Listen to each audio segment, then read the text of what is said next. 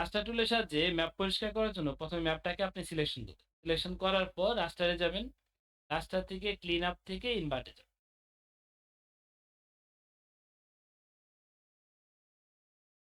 ইনভার্টে গেলে দেখবেন আমাদের যে রাস্টার ডিজাইনটা সেটা লোড হয়ে যাবে।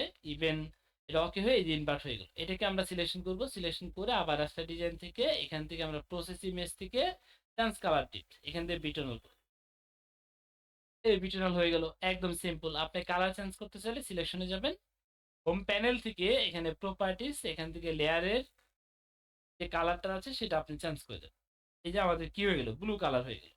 এখন এই পরিষ্কার পরিচ্ছন্ন এগুলো যে আপনি কেটে দিতে চান বা মুছতে চান, সিলেকশন থাকা অবস্থায় আবার রাস্টার টুল থেকে টাচ আপ, টাচ আপ থেকে রিসাইজ ব্রাশ, এই যে এটাতে ক্লিক করবেন, ক্লিক করে কতটুকু আপনার ব্রাশ দরকার নিয়ে ক্লিক দিয়ে দেবেন। অবশ্যই দেখতে হবে উপরে সাদা পয়েন্ট থাকতে হবে, যদি আপনার নীল থাকে তাহলে কিন্তু নীল কালার হয়ে যাবে, এটা খেয়াল রাখতে হবে। অর্থাৎ যে কালার থাকবে সেই কালারটা এখানে হয়ে যাবে। আমরা যেহেতু হোয়াইট দরকার, আর আমি হোয়াইট কালার। এরকম আপনার ছোট বড় যত দরকার আপনি এগুলো যদি মুছে দিতে চান এগুলো মুছে দিন। এরকম করে পুরো ম্যাপটা আপনি কি করতে পারবেন, ঝাপসাগুলো পরিষ্কার করা, সাইড পরিষ্কার করা, সবকিছু করবেন। আবার এটাকে ছোট বড় করার প্রয়োজন পড়লে আবার ছোট বড় করতে পারবেন।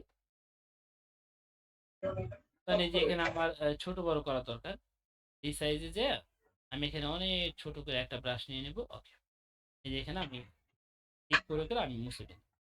আশা করি বুঝতে পারছেন ডাস্টার টুল দিয়ে কিভাবে ম্যাপ পরিষ্কার করতে হয়, কিভাবে ব্যাকগ্রাউন্ড রিমুভ করতে হয়। পারবেন না এখন ইনশাল্লাহ?